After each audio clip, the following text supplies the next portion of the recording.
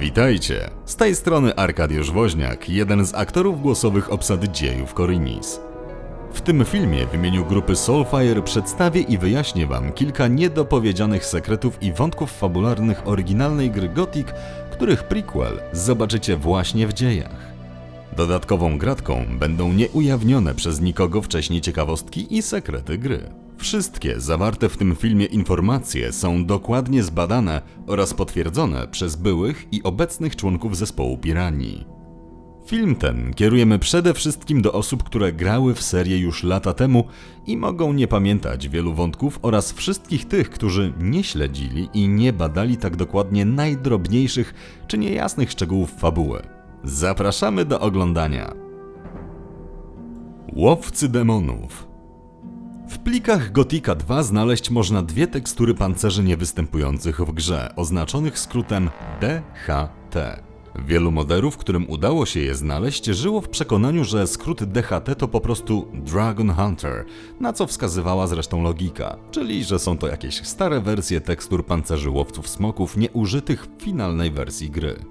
Nasze zdanie było podobne do czasu, kiedy odnaleźliśmy i opublikowaliśmy screeny modeli 3D tych właśnie zbroi. Wtedy to do koordynatorów naszego projektu, Darka oraz Avalacha, napisał autor serii Gothic w pigułce Johnny z kanału Arn EU. Powiedział nam on, dowiadując się tego prosto od jednego z byłych pracowników Piranii, że w tym wypadku skrót DHT jest tak naprawdę skrótem od Demon Hunter. Łowcy demonów mieli być częścią fabuły projektu, który powstawał w drugiej połowie 2001 roku. Był to tajemniczy dodatek do Gothic 1, o którym Johnny oraz Archon wspominali w drugiej części filmu Gothic w pigułce. Pirania ochrzciła go nazwą Gothic Sequel, a sam projekt opowiadał niezależną, dalszą historię bezimiennego już po upadku magicznej bariery. Opisując go w dużym skrócie, to w chaosie, jaki zapanował w świecie z powodu wypędzenia śniącego, nasz bezimienny bohater został zmuszony do zajęcia się tępieniem demonicznych istot zawodowo. Później projekt został anulowany, a Piranha Bytes zajęło się tworzeniem Gothica 2, wykorzystując przy tym sporo zasobów i pomysłów stworzonych na potrzeby tego dodatku.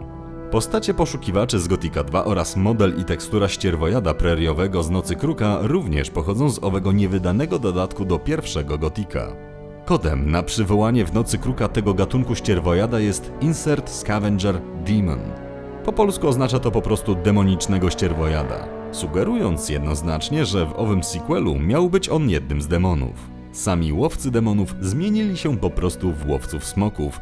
W dziejach Korinis będziemy mieli szansę spotkania łowców demonów jako niezależnej gildii najemników, będących opłacanych przez pewną tajemniczą organizację.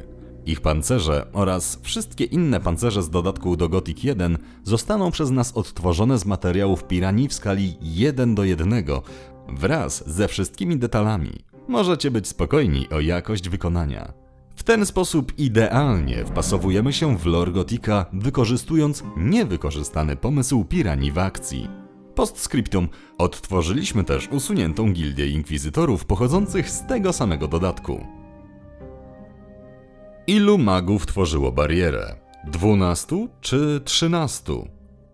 Cóż, kiedy tworzyliśmy magiczną barierę, nadzorował nas jeszcze jeden, 13 mag.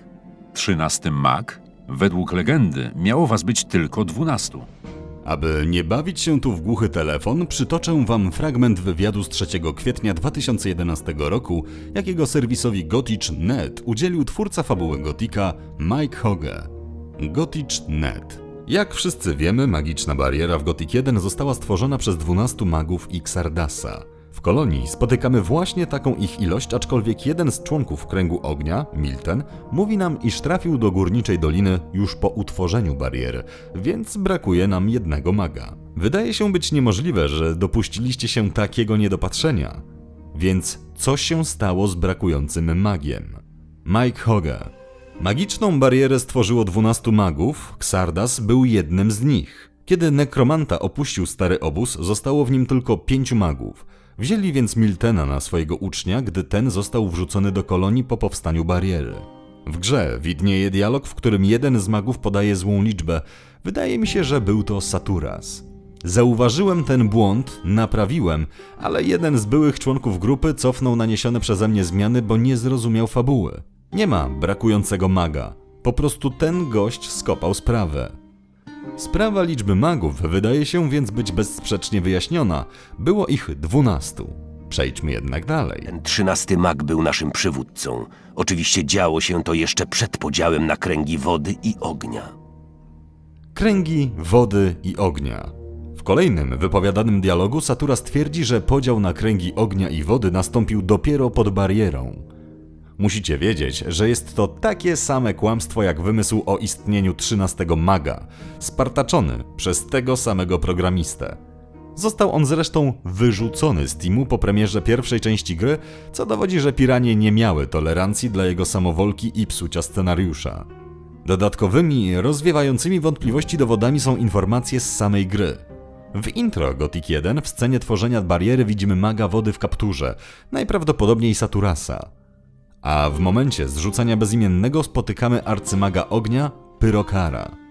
W Gothic 2 z kolei poznajemy klasztor Innosa ze swoją sięgającą setek lat historią oraz dowiadujemy się, że Xardas przed powstaniem bariery był członkiem Najwyższej Rady Ognia jako przeor klasztoru oraz czytamy jego zapiski w ukrytej podziemnej bibliotece, co jednoznacznie przekreśla błędy dialogowe niechlubnego programisty.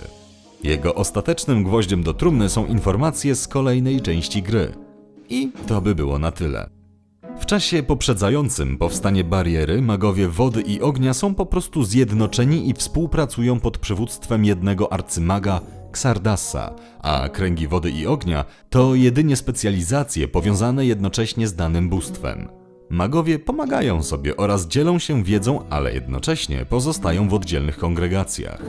Można to porównać do zakonu dominikanów i franciszkanów w średniowieczu, które niezbyt za sobą przepadały, ale wspólnie odpowiadały przed papieżem. W tym wypadku mamy wprawdzie dwa bóstwa, ale jednego króla, któremu magowie służą, Robara II. Uczestnictwo teoretycznie neutralnych magów wody motywowane jest dodatkowo faktem, że siły Beliara osiągnęły znaczną przewagę, a światu grozi pogrążenie w chaosie i mroku. Podsumowując, magów tworzących barierę było 12. Xardas był jednym z nich, a magowie dzielili się na kręgi wody i ognia. Marszałek Rigaldo. Pamiętacie jeszcze list z intra Gothic 1, który Pyrokar wręcza bezimiennemu? W oryginalnej grze nie jest on podpisany, jednak nasz główny programista, Awalach, odkrył wiele lat temu, że w skryptach piranie pozostawiły ukryty, ale nie usunięty z kodu podpis brzmiący Rigaldo, królewski marszałek. Ciekawscy bez problemu mogą go znaleźć w skrypcie listu. Na ekranie wyświetlamy wam nazwę linijki kodu. Z podpisu wynika więc zupełnie nowy sens wiadomości dla arcymistrza magów ognia, jaką miał od Pyrokara i Rigaldo przekazać mu bezimienny. Wiemy, że ów marszałek był jedną z najważniejszych dworskich postaci, która jako pierwszy doradca i przedstawiciel odpowiadała za pertraktację króla z więźniami i Gomezem. Grzechem byłoby nie rozwinąć tego wątku, wprawiając w osłupienie nie tylko graczy, ale również same piranie. Sam marszałek Rigaldo pojawi się w dziejach Korinis w dość zaskakujących okolicznościach. Z pewnością na tym polu was nie zawiedziemy. Prawdziwy powód stworzenia bariery. Wersja Gothic 1. Aby uniemożliwić im ucieczkę, król wysłał swych najpotężniejszych magów, by ci otoczyli całą dolinę czarodziejską barierą. Innymi słowy, wprost jest tu sugerowane, że był to rozkaz królewski, co możemy oczywiście różnie interpretować. Najsensowniejszy wniosek? Bo ktoś mógł dać królowi kilka propozycji rozwiązania problemu z więźniami, a król wybrał jeden i wydał rozkaz. Wersja Gothic 2. Żeby nie bawić się tutaj w głuchy telefon, przytaczam po prostu pamiętniki, notatki i almanach Xardasa z podziemnej, ukrytej biblioteki z Gothic 2, którą odnajduje bezimienny. Mam nadzieję, że bariera ochroni Rudę przed zakusami Beliara. Król w swej naiwności wierzy, że stworzyliśmy ją, żeby nie dopuścić do ucieczek.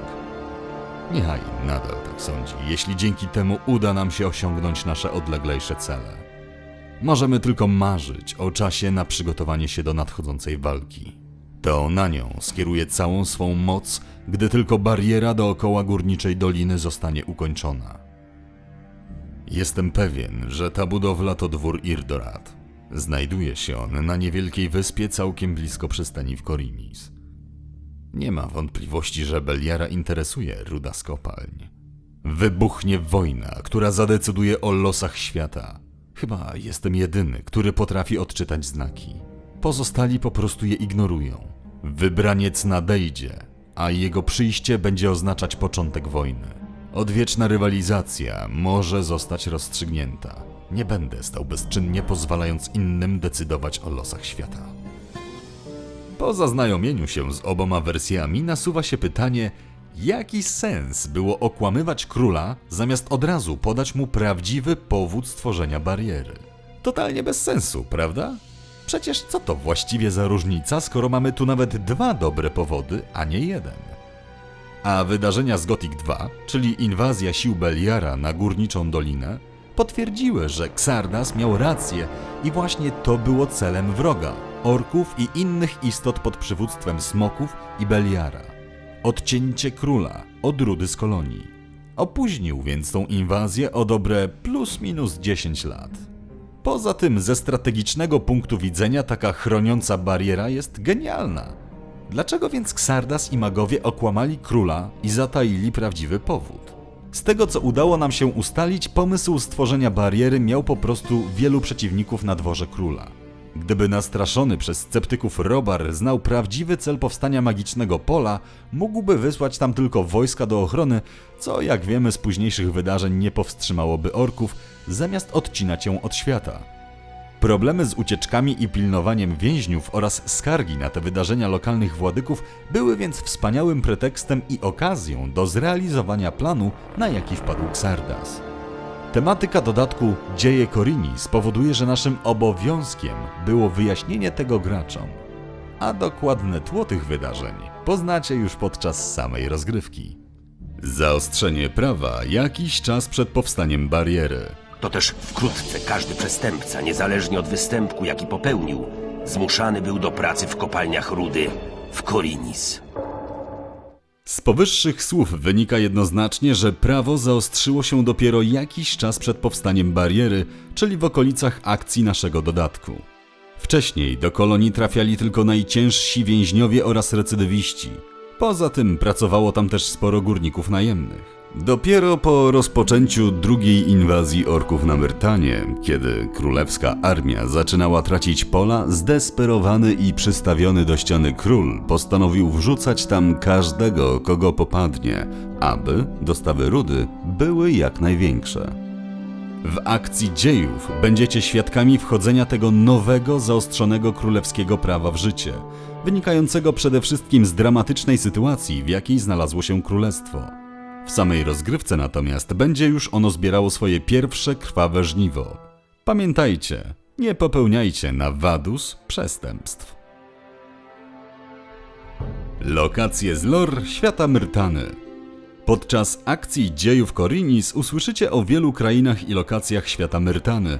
Co jednak ważniejsze, będą to miejsca wspomniane już w lore pierwszych dwóch części Gothików. Dla jasności przytoczymy wam je wszystkie oraz opowiemy kto lub gdzie o nich mówił. Wyspy Południowe to miejsce o ciepłym i egzotycznym klimacie. W drugiej części Gotika spotykamy ziarna czerwonego pieprzu pochodzące z tych stron. Pochodzi stamtąd również robotnik na farmie Aquila, Randolph. Nie jesteś stąd, prawda? Przybywam z południowych wysp. Swego czasu Korinis potrzebowało ludzi do wydobywania magicznej rudy. Kiedy jednak przybyłem na miejsce, okazało się, że mają tu wielką, magiczną barierę. Nie miałem zamiaru jej przekraczać, znalazłem więc pracę w porcie. Wiemy też, że walczył tam Lord Dominik, dzierżąc podczas walk tarczę ognia, która trafia później do klasztoru ognia na wyspie Korinis. Opowiedz mi o tej tarczy. Tarcza ognia została użyta przez Dominik w czasie bitwy na południowych wyspach. Nikt nie ma prawa korzystać z jej mocy, dlatego przybiliśmy ją do ściany. Ostatnią istotną informacją jest książka zatytułowana Kunszt obronny południowców, traktująca o zasadach walki bronią jednoręczną. Możemy zakupić ją u handlarza Lutero w górnym mieście miasta Korinis. Poza zasadami walki dowiadujemy się z niej, że, cytując, w ojczyźnie południowca panuje gorący klimat. Uwaga! Oczywiście nie jest pewne, czy mówiąc o południowcach, autorzy książki traktują na pewno o Wyspach Południowych, bo mógł to być też zarówno Warant. Możliwym jest, że książka dotyczy szeroko pojętych południowców, czyli mieszkańców obu tych krain. Nie mamy co do tego pewności, ale ponieważ klimat obydwu miejsc jest podobny, możemy uznać tą wersję za poprawną. Wschodni archipelag to grupa położonych blisko siebie wysp, wysunięta na wschód od kontynentu Ikorinis. Toczyły się tam ciężkie walki z orkami, wliczając w to bitwy z udziałem flot morskich obu stron. Podczas akcji Gothic 2 walczył tam Mario, będący świadkiem ostatecznej porażki floty królewskiej. Byłem porucznikiem marynarki królewskiej. Służyłem jako marynarz na Królu Robarze i Dumie Myrtany. W bitwie o wschodni archipelag własnoręcznie wysłałem 100 orków z powrotem do świata Beliara. Niestety, było nas zbyt mało. Po zatonięciu okrętu flagowego zostaliśmy zmuszeni do odwrotu. Warant to kraina na kontynencie z dostępem do morza, będąca w klimatach Bliskiego Wschodu czy Jarkendaru. Znajdziemy w niej zarówno oazy, pustynie, stepy oraz bagna. Pierwszy raz słyszymy o niej w Gothic 1, w 2 tomach ksiąg Bitwy o Warant. To właśnie tam swoje sukcesy odnieśli Robar II i generał Lee, pokonując Warantczyków. Z 2 tomu księgi dowiadujemy się, że Lee zwabił na tereny bagienne ciężką kawalerię generała Luckora, która nie radząc sobie na podmokłym terenie została zdziesiątkowana, a następnie pokonana. Z Warantu pochodził też najprawdopodobniej łowca smoków Feroz. Skąd pochodzisz? Przybywam z kontynentu. Tam właśnie schronił się mój lud. Sytuacja pogarsza się z dnia na dzień. Orkowie plądrują wioski, pozostawiając po sobie jedynie dymiące zgliszcza. Król całkowicie stracił kontrolę nad krajem. Gdzie jest teraz twój lud? Porzuciłem ich. Uważali, że mogą przywłaszczyć sobie wszystko, nawet to, co im się nie należało. Ja nie podzielałem ich zdania.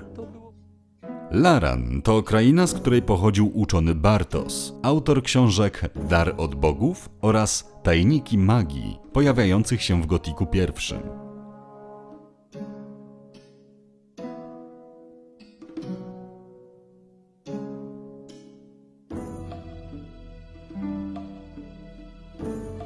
Archolos to górzysta kraina, na zboczach której rosną najprzedniejsze winogrona w całej Myrtanie. Miejsce to wspomniane jest w książce 2 tom przepisów, znajdującej się w skrzyni w chacie Snafa w Gothic 1.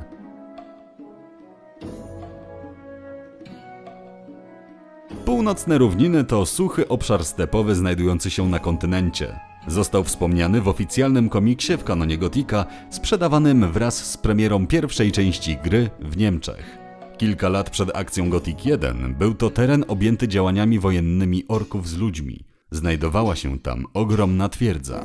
Z kolei przed powstaniem magicznej bariery prawdopodobnie to również na tych terenach toczyły się krwawe bitwy z orkami i to właśnie te tereny widać w kadrach na intro Gothic 1. Sendar to kolejne miejsce wspomniane w Gothic Der Comic, komiksie w kanonie Gothica. Pochodził stamtąd Milten. Stara Przełęcz. Zapewne wielu z Was kojarzy to miejsce obok starej kopalni.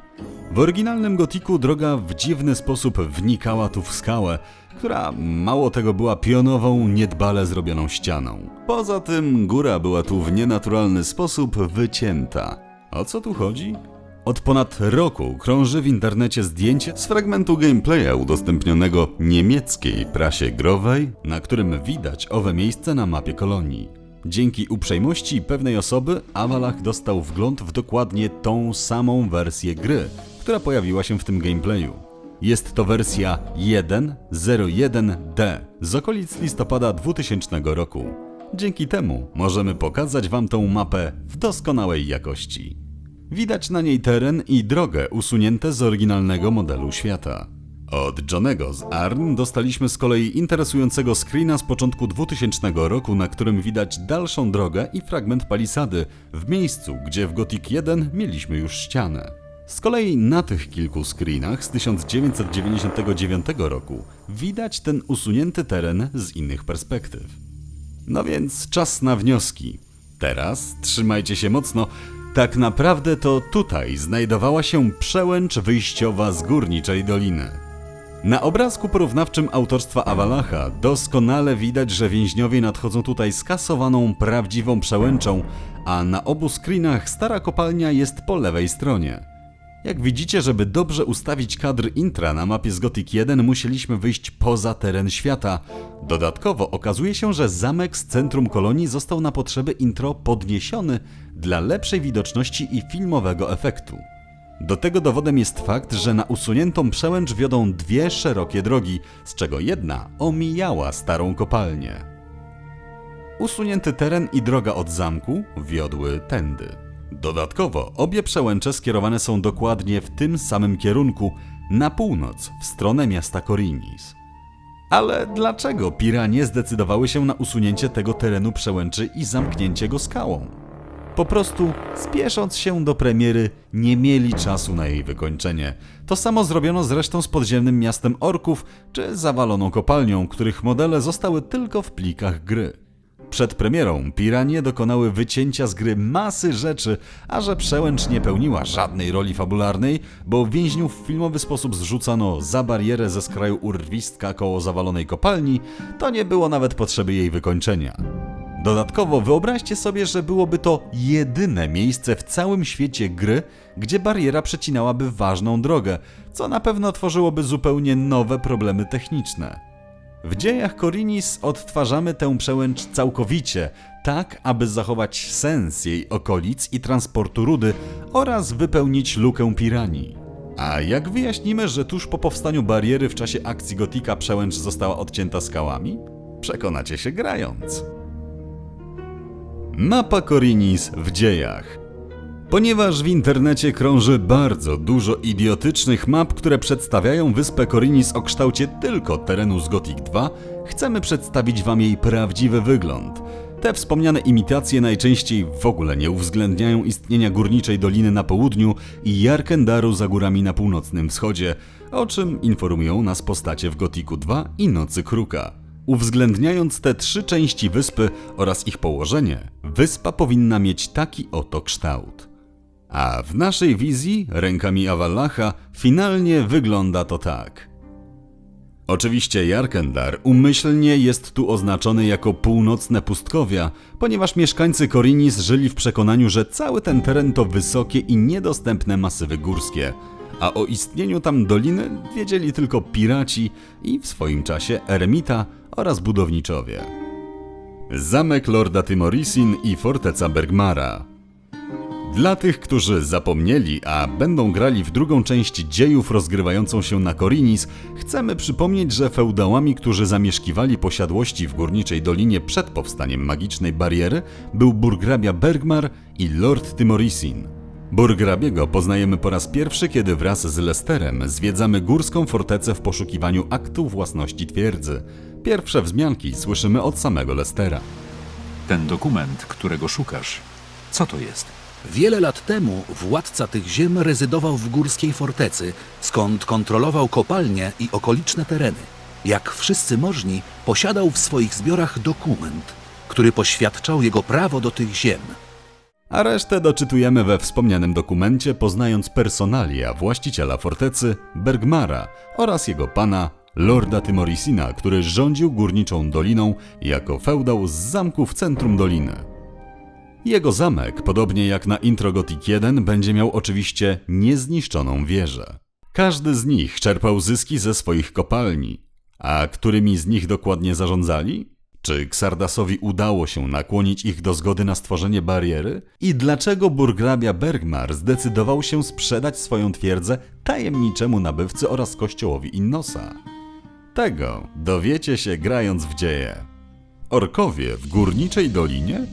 Wielu z was zachodzi w głowę, jak to możliwe, że orkowie już w czasach bariery rozpanoszyli się na terenie kolonii. Rozwiązanie tego pytania jest dość proste. Pierwszą poszlaką jest położenie górskiej fortecy burgrabiego Bergmara. W Gothicu 1 znajduje się ona głęboko na terenach pod kontrolą orków. Z kolei od Lestera słyszymy, że przed powstaniem bariery burgrabia i jego świta zarządzali stamtąd wydobyciem w części kopalń, co dobitnie świadczy o tym, że za ich czasów kontrolę nad Górniczą Doliną sprawowali tylko i wyłącznie ludzie. W Gotiku 2 z kolei podczas rozmowy z Urszakiem dowiadujemy się, że część orków przybywa do doliny statkami, ale część schodzi też z południowych gór. Świadczy więc to o tym, że w owych górach mieli oni swoje koczowiska, w których cały czas mieszkali. Skąd się was tu tylu wzięło? Jedne orki idą z gór, a inne ze statków. Wszystkie robią wielkie ogrodzenie. Z naszych ustaleń i różnych źródeł, włącznie z piraniami, doszliśmy do następującego wyjaśnienia. Orkowie już ponad wiek temu zostali pobici na tych terenach przez ludzi pod przywództwem przodków Bergmara i Timorisina. Przytłoczeni liczebnością wroga schronili się oni w południowych górach oraz w mieście na południowym skraju doliny, odgrodzeni od niej głębokim jeziorem i lasem. Ponieważ most kamienny nad wodą został zbudowany później, nikt nie wiedział o istnieniu miasta tak blisko. Pojedynczy orkowie, będący zapewne myśliwymi, są widywani bardzo rzadko. Władze doliny domyślają się, że wielu z nich żyje poukrywanych w górach, ale z powodu ważniejszych problemów nie bardzo mają czas, środki i co ważniejsze ochotę na wyłapywanie ich. Nie są po prostu specjalnym zagrożeniem. Dopiero tuż po powstaniu bariery, która wymknęła się spod kontroli, orkowie postanowili w szale położyć kres życiu w ukryciu i wychodząc ze swoich kryjówek zajmują znaczne obszary na południu doliny. Końcowym dopełnieniem tego planu są wydarzenia z Gotika 2, kiedy orkowie z gór tłumnie schodzą do doliny, pomagając swoim braciom w zajęciu całej wyspy. Szata Xardasa. Wielu z Was zastanawia się zapewne, dlaczego zdecydowaliśmy się pozostawić bardzo podobny kształt szaty Xardasa jako arcymaga ognia do tej znanej nam z Gotika 1 czy 2, czyli z czasów, kiedy był on już nekromantą. Zrobiliśmy to z bardzo prozaicznego, ale jednocześnie istotnego powodu. Mając świadomość tego, że Xardas był 10 lat wcześniej trochę inną osobą, nie chcieliśmy odbierać mu tej charyzmy i znanego już graczom charakteru.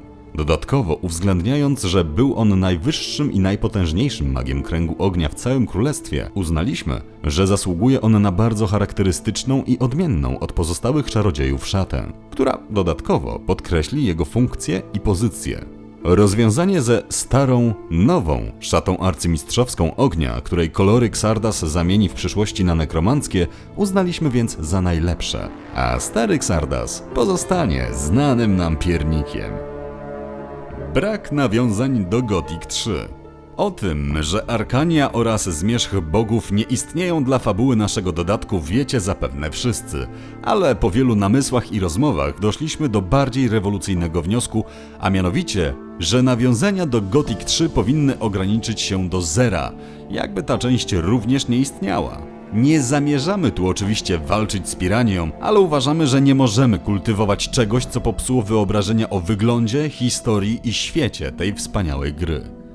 Dlatego kultywujemy tylko informacje z Gotika 1, 2 oraz Nocy Kruka, rozwijając wszystkie wątki, które sprawiały wrażenie królestwa jako potęgi i czegoś znacznie ciekawszego i oszałamiającego niż to coś, co zobaczyliśmy w Gothic 3, co wynikało głównie z chęci przystosowania się pod amerykański rynek albo presji ze strony wydawcy, albo słabej koncepcji tej części gry.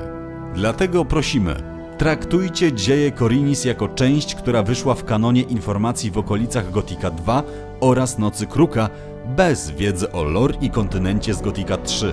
Z naszej strony jako twórców możecie się spodziewać dokładnie tego samego.